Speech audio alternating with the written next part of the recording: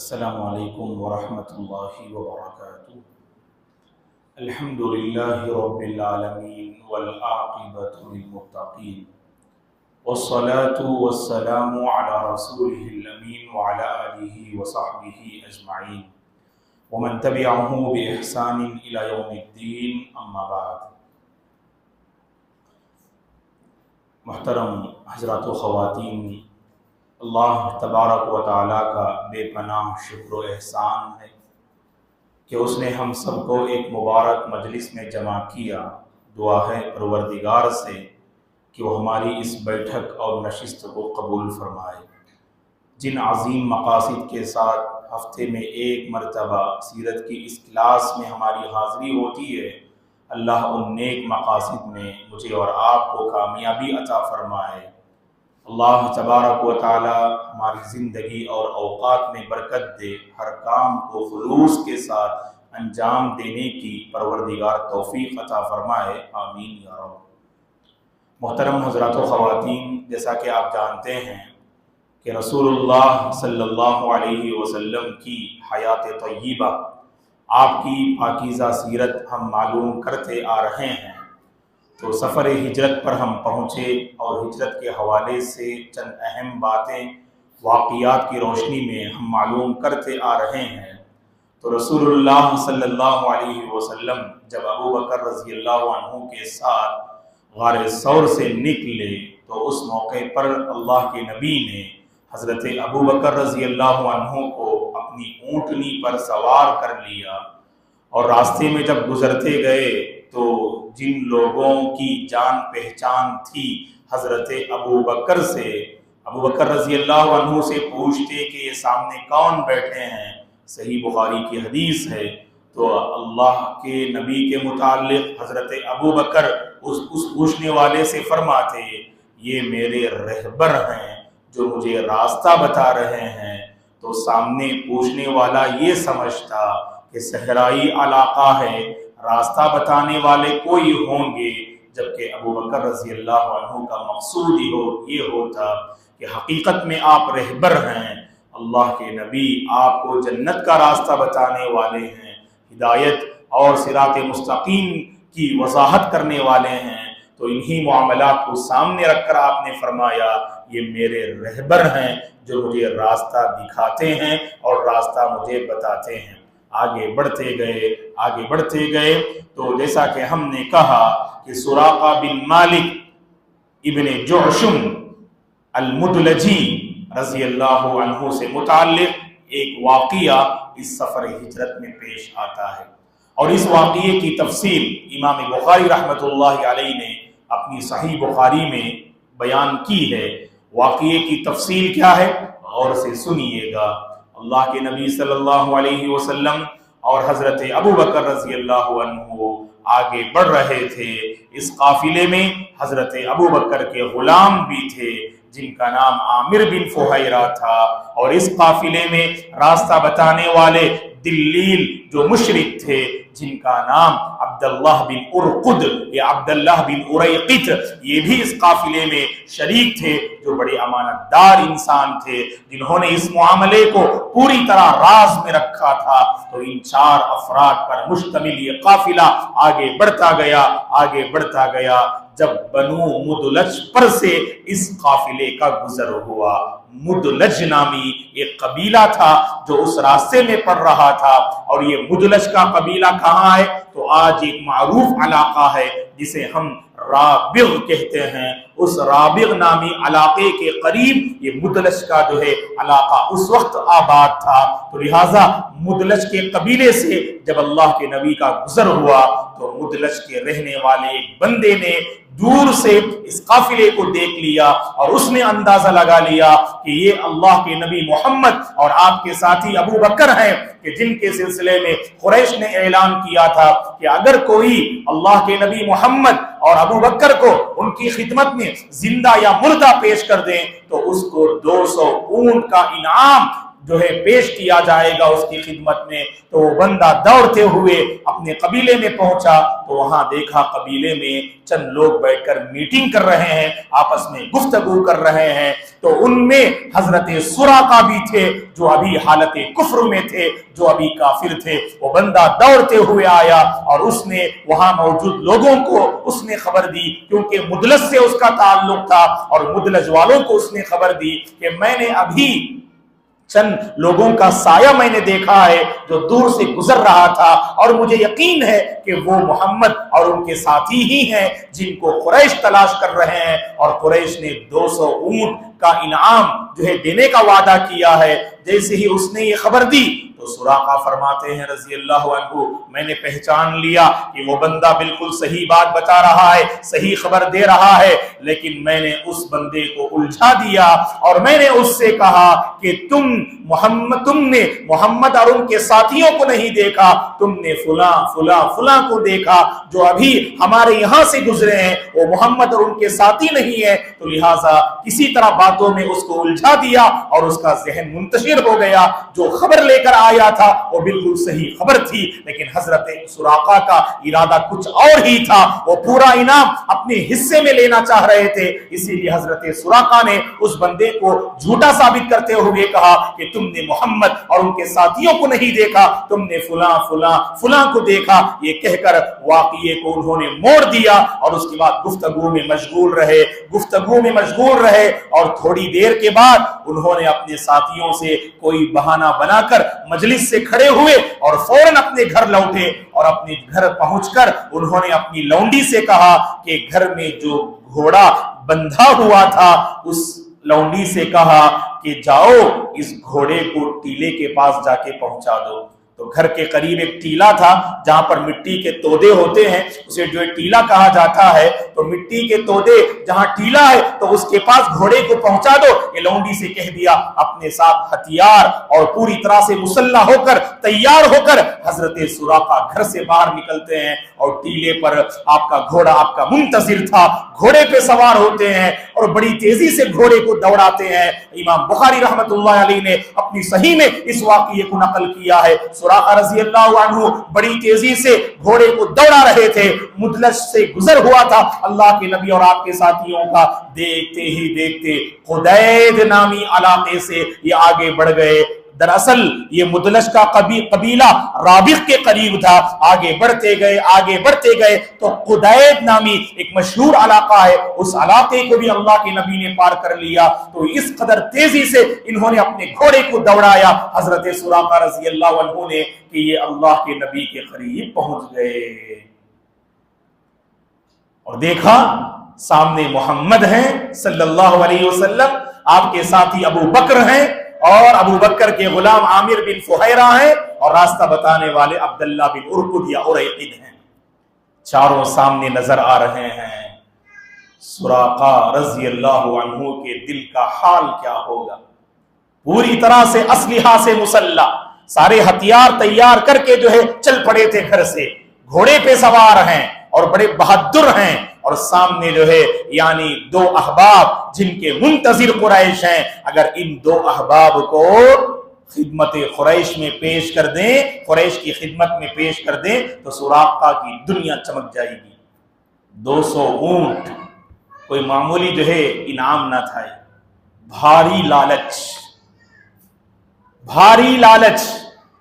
حضرت ابو بکر کے بدلے 100 اونٹ اور اللہ کے نبی کے بدلے 100 اونٹ، 200 اونٹوں کی لالچ تھی، اور سامنے نظر آ رہے تھے اللہ کے نبی اور حضرت ابو بکر۔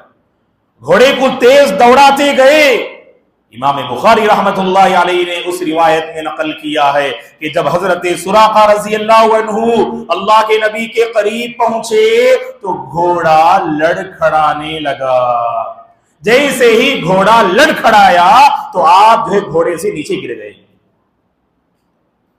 گھوڑے سے حضرت سراقہ نیچے گر گئے۔ اس کے بعد سمجھ میں نہیں آیا کہ معاملہ کیا ہے۔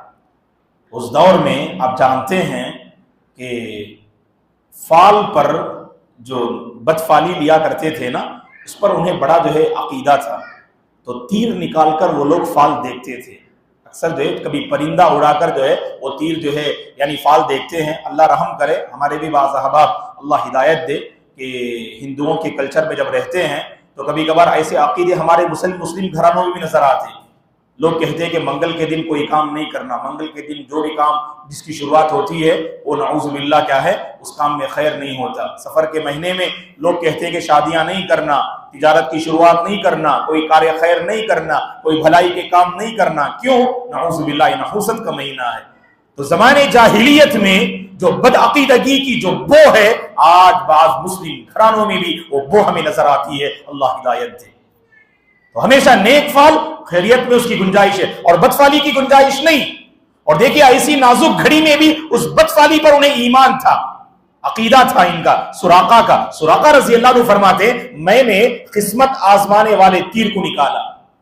تو ان کے پاس بعض تیر جو ہے قسمت بتاتے ہیں, تو قسمت آزمانے والے تیر کو میں نے نکالا اور جب آزمایا تو پتا چلا تیر نے بتایا حضرت سراقہ کو تم محمد کا کچھ نقصان نہیں کر سکتے.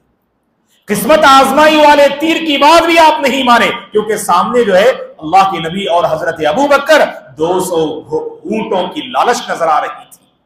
پھر گھوڑے پہ سوار ہوئے اور آگے بڑھتے گئے. اللہ کے نبی صلی اللہ علیہ وسلم اپنے ساتھیوں کے ساتھ پوری ہمت کے ساتھ آگے بڑھ رہے تھے. ایک اور روایت میں ہے حضرت ابو بکر رضی اللہ عنہ جب سراقہ رضی اللہ عنہ کو انہوں نے محسوس کیا کہ بہت قریب آ پہنچے ہیں, پکار اٹھے اے اللہ کے رسول, تلاش کرنے والے ہم تک پہنچ گئے ہیں. اللہ کے نبی نے اس موقع پر وہی آیت آپ نے دہرائی, لا تحزن ان اللہ معنا یا ابا بکر, اے ابو بکر غمگین ہونے کی ضرورت نہیں, بے شک اللہ ہمارے ساتھ ہے. اور جیسے ہی حضرت سراقہ اللہ کے نبی کے قریب ایک اور مرتبہ پہنچتے ہیں, اس مرتبہ ہوا کیا حضرت سراقہ رضی اللہ عنہ کا جو گھوڑا تھا اس کے سامنے کے دونوں پیر گھٹنوں تک زمین میں دھس جاتے ہیں اور پوری طرح سے یہ گھوڑے پر سے نیچے گر پڑتے ہیں. جیسے ہی نیچے گر پڑے تو اپنے آپ کو سنبھالتے ہوئے کھڑے ہوئے اور انہوں نے اپنے گھوڑے کو بہت برا بلا کہا, ڈانٹا اور اس کو سخت لہجے میں اس کو جو ہے کچھ الفاظ کہے اور اس کے بعد گھوڑے کے پیر کو بڑی مشکل سے جو ریت میں گھٹنوں تک اس کے پیر جو پہنچ چکے تھے بڑی مشکل سے نکالا. اور بات کب سمجھ میں آئی انہیں؟ جب نکالا گھوڑوں کے پیروں کو زمین سے تو راوی حدیث فرماتے ہیں وہاں سے بگولے کی طرح دھواں نکلنے لگا. وہاں انہیں احساس ہوا اب ہم اللہ کے نبی کو کچھ نقصان نہیں پہنچا سکتے. تو بالفور انہوں نے وہاں پر جس ناپاک ارادے سے وہاں آئے تھے وہ ناپاک ارادہ وہاں پر انہوں نے ترک کر دیا اور بالفور انہوں نے بلند آواز سے کہا الامان الامان یا محمد, اے محمد میں امن و امان چاہتا ہوں, میں آپ کا کوئی نقصان نہیں کر سکتا, میں آپ کا کچھ بگاڑ نہیں سکتا, میں آپ کو کسی قسم کی کوئی تکلیف نہیں دوں گا, بس مجھے امان چاہیے امان چاہیے. جیسے اللہ کے نبی یہ سنتے ہیں اپنے جو ہے یعنی قافلے کو روک دیتے ہیں اور کہتے ہیں کہ ملاقات کر لیتے ہیں سراقہ سے. تو حضرت سراقہ پھر گھوڑے پہ سوار ہوئے, اللہ کے نبی کی خدمت میں حاضر ہوئے اور اپنے اس کیے پر بڑی شرمندگی کا اظہار کیا. پہچان لیے کہ اللہ کے نبی برحق ہیں اور آپ کا ہم کچھ بگاڑ نہیں سکتے. اور پھر اللہ کے نبی کی خدمت میں کہا کہ میں اپنے ساتھ کچھ کھانے پینے کی چیز بھی ساتھ لے آیا ہوں تو آپ کی خدمت میں پیش کر دوں. اللہ کے نبی نے کہا کہ ہمیں نہیں چاہیے. بس اللہ کے نبی نے ایک گزارش کی حضرت سراقہ سے کہ تم ہمارے بارے میں کسی کو اطلاع نہ دینا, ہمارے بارے میں کسی کو خبر نہ دینا. اور کہا اگر کوئی بندہ آئے تو اسے روک دینا, کسی کو اطلاع نہ دینا اور کسی کو ہم تک پہنچنے نہ دینا. اگر تم نے کر دیا تو یہ بہت جو ہے بڑا جو ہے ہمارے ساتھ خیر کا معاملہ ہو جائے گا. تو فوراً حضرت سراقہ نے کہا اے محمد مجھے امن و امان کچھ لکھ کر دے دیجئے, آپ کی طرف سے مجھے امان ملا ہے, یہ مجھے لکھ کر دے دیجئے گا. آپ نے عامر بن فہیرہ سے کہا جو حضرت ابو بکر کے غلام تھے, انہیں امان لکھ دو. تو وہ ایک چمڑے کا ایک ٹکڑا نکالتے ہیں اور اس میں حضرت سراقہ کے نام امان لکھ کر ان کے حوالے کر دیتے ہیں اور پوری خوشی سے وہاں سے واپس لوٹتے ہیں.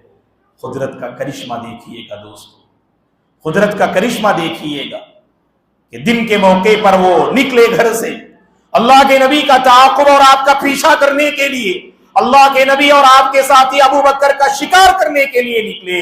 یہی تو اللہ تعالیٰ کا کرشمہ ہے۔ اللہ تعالیٰ نے اپنے نبی کی حفاظت کیسے کی دیکھیے، جو بندہ نکلا تھا آپ کا پیچھا کرتے ہوئے، آپ کا شکار کرنے کے لیے، خود آپ پر وہ فریفتہ ہو گیا، خود آپ پر وہ قربان ہو گیا۔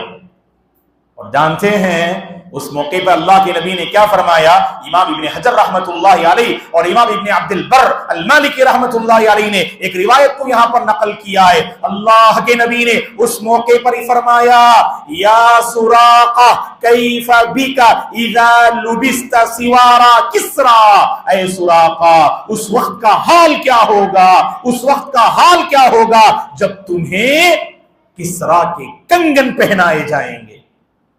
تعجب سے پوچھتے ہیں، ایران کا بادشاہ کسرا تھا، کسرا کے کنگن تمہیں پہنائے جائیں گے، اس وقت کا حال کیا ہوگا؟ یہ اللہ کے نبی کا معجزہ تھا جو آپ نے فرمایا وہ بعد میں پیش آیا۔ سراقہ کو تعجب ہوتا ہے، اس دور کی سب سے زیادہ سپر پاور قوم ایران تھی، ایران سے مقابلہ کرنا کسی کے بس کی بات نہ تھی۔ اس ایران کے بادشاہ کے کنگن کون پہنیں گے؟ حضرت سراقہ پہنیں گے۔ کیف بک اذا لبست سوارا کسرا، تو پوچھا تعجب سے کسرا سے کون مراد ہیں، بادشاہ ہیں یا کوئی اور؟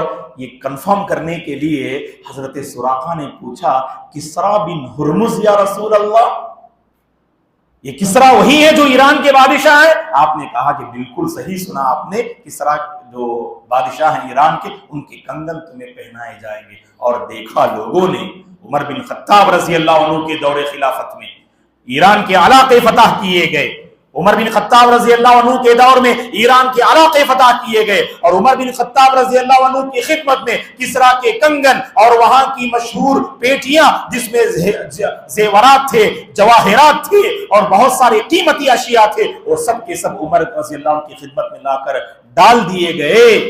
جب مسلمانوں نے ایران کے علاقے کو عہد عمر میں فتح کیا تو حضرت عمر رضی اللہ عنہ نے سراقہ رضی اللہ عنہ کو طلب کیا، اور سراقہ رضی اللہ عنہ کو کسرا کے کنگن پہنائے تو انہیں وہ واقعہ یاد آ گئے۔ اور جانتے ہیں حضرت سراقہ کب ایمان لائے؟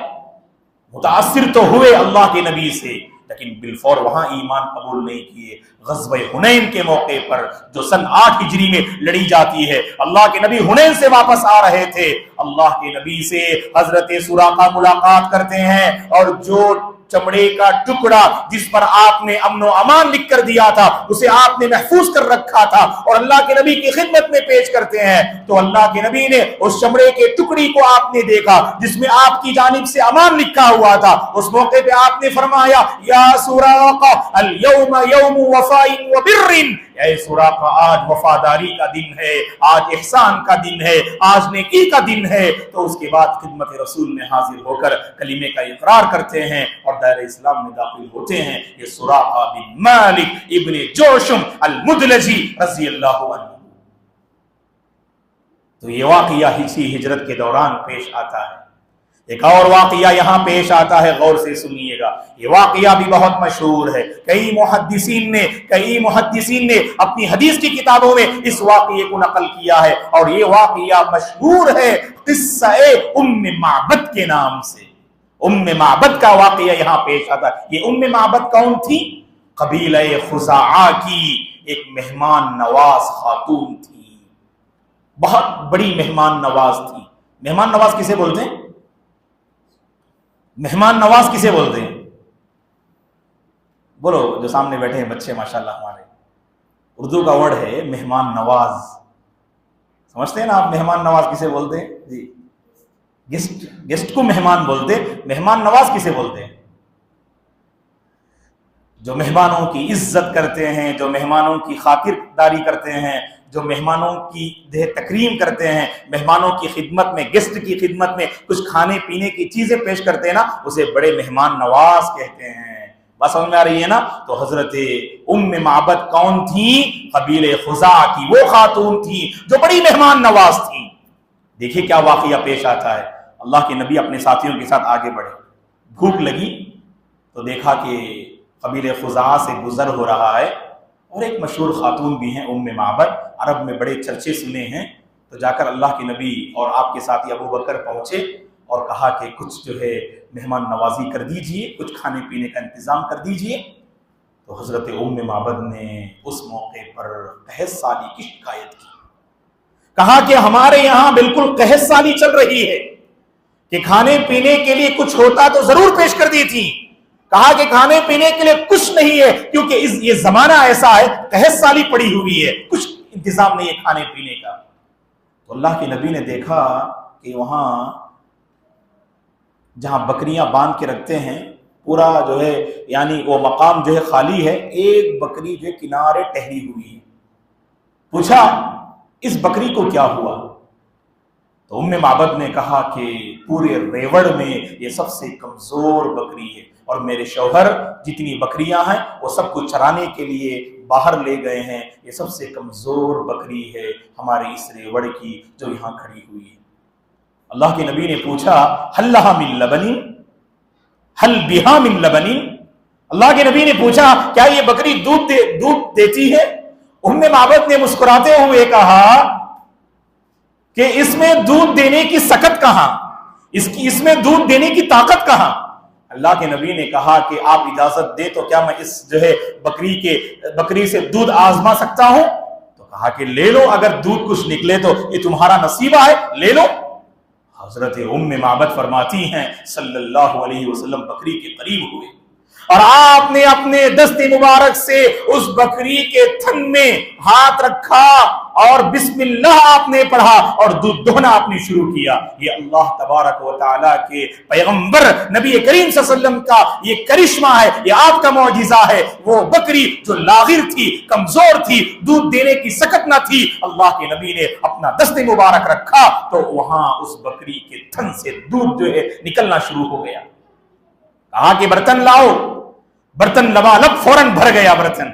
اور سب سے پہلے کہا کہ ام معبد کو بلاؤ. ام معبد کو آپ نے پلایا، پھر ساتھیوں کو آپ نے پلایا، پھر آخر میں خود سیراب ہوئی. اسے عربی میں کہتے ہیں ساقی القوم آخرہم شربا. جو قوم کے ساقی ہوتے ہیں وہ آخر میں پیتے ہیں. وہ اکثر دیکھیں گے انتظام کرنے والے آخر میں دعوت میں بیٹھتے ہیں، آخر میں جو ہے انتظام کرنے والے کھاتے. یہی جو ہے پہلے سے روایت چلی آ رہی ہے. اسے عربی میں کہتے ہیں ساقی القوم آخرہم شربا. جو قوم کے جو پلانے والے ساقی ہوتے ہیں وہ آخر میں پیتے ہیں. وہ اللہ کے نبی آخر میں سیراب ہوئے. پھر کہا کہ برتن لاؤ، تو سبحان اللہ جو برتن تھے سب میں آپ نے دودھ بھر دیا اور اللہ کے نبی وہاں سے چل پڑے. واقعہ یہیں ختم نہیں ہوا، اللہ کے نبی چل پڑے اور سبحان اللہ ام معبد اللہ کے نبی سے پوری طرح سے متاثر ہو گئی. اللہ کے نبی کے سبحان اللہ حسن اخلاق کو دیکھا اور آپ کی پاکیزگی کو دیکھا اور وہاں سے نکل پڑے. تو تھوڑی دیر کے بعد آپ کے شوہر جو ام معبد کے شوہر تھے وہ گھر میں داخل ہوئے. گھر کی دنیا بدلی نظر آئی. گھر کی دنیا بدلی نظر آئی کہ ماشاء اللہ کے گھر میں جو برتن تھے وہ سب دودھ سے بھرے ہوئے تھے. عجیب ماجرا تھا. یہ قحط سالی چل رہی تھی، قحط سالی کے اس دور میں دودھ کہاں؟ تو پوچھا ام معبد سے شوہر نے کیا ماجرا ہے، گھر کا حال بدلا نظر آ رہا ہے. تو ام معبد نے کہا اپنے شوہر سے مکے کے ایک شخص کو یہاں تشریف لائے تھے اور پورا واقعہ انہوں نے بیان کیا. انہیں احساس ہوا کہیں یہ وہ شخص تو نہیں جو مکے میں محمد نامی شخص جن کے چرچے ہیں، جن کے بارے میں قریش سے انہوں نے سنا تھا. ام معبد کے شوہر نے مزید کچھ جو ہے یقین اور تأکد کے لیے انہوں نے ام معبد سے کہا جس کے بارے میں تم ذکر کر رہی ہو بتاؤ تو صحیح وہ کیسے ہیں، ان کا حلیہ کیسا ہے، ان کا چہرہ کیسا ہے. دیہات کی رہنے والی یہ خاتون ام معبد اس موقع پر جانتے ہیں ام معبد نے اللہ کے نبی کی جو تصویر کشی کی نا، اللہ کے نبی صلی اللہ علیہ وسلم کے جو جمال کو جو واضح کیا نا، آپ کا چہرہ کیسا تھا، آپ کا جسم مبارک کیسا تھا، آپ کا حلیہ کیسا تھا، آپ کی آنکھیں کیسی تھی، آپ کے بال کیسے تھے، آپ کی قد کیا تھی، آپ کی جو ہے یعنی لمبائی کیا تھی، اور آپ کا حلیہ مبارک کو جس انداز سے بیان کیا ام معبد نے، محدثین نے اپنی حدیث کی کتابوں میں ان الفاظ کو نقل کیا ہے۔ اپنے شوہر سے کہا، جب ام معبد سے پوچھا آپ کے شوہر نے بتاؤ تو صحیح کہ اس محمد کا حلیہ کیسا تھا، تو کہا ام معبد نے، محدثین نے اس کو اپنی حدیث کی کتابوں میں لکھا ہے، رأیت رجلا ظاہر الوضاءۃ ابلج الوجہ حسن الخلق لم تعبہ سجلۃ ولم تزریہ سعلۃ وسیم قسیم فی عینیہ دعج وفی اشفارہ وطف وفی صوتہ سہل ان صمت فعلیہ الوقار وان تکلم سماہ وعلاہ البہاء ان قال سمعوا لقولہ وان امر تبادروا الى امری محفوظ لا عابس ولا مفندا۔ جیسے الفاظ ام معبد اللہ کے نبی کے حق میں کہتی ہیں، یہ الفاظ کیا تھے؟ اللہ کے نبی کا پورا جو ہے حلیہ انہوں نے بیان کیا۔ وہ واقعہ آپ کو یاد ہوگا، اس سے پہلے بہت پہلے ہم نے کہا تھا، حسان بن ثابت رضی اللہ عنہ جو اللہ کے نبی کے شاعر تھے، شاعر رسول تھے، انہوں نے آپ کی جو تصویر کشی کی سبحان اللہ الفاظ کے ذریعے، تو گویا کہ ام معبد نے جتنے الفاظ کہے، حضرت حسان نے ایک شعر میں ان پورے جو ہے یعنی الفاظ کو یہ بیان کر دیا۔ وَأَحْسَنُ مِنْكَ لَمْ تَرَ قَطُّ عَيْنِي وَأَجْمَلُ مِنْكَ لَمْ تَلِدِ النِّسَاءُ خُلِقْتَ مُبَرَّأً مِنْ كُلِّ عَيْبٍ كَأَنَّكَ قَدْ خُلِقْتَ كَمَا تَشَاءُ۔ اے نبی آپ اتنے اچھے ہیں نا، میری آنکھوں نے آپ سے بہتر آج تک کسی کو نہیں دیکھا۔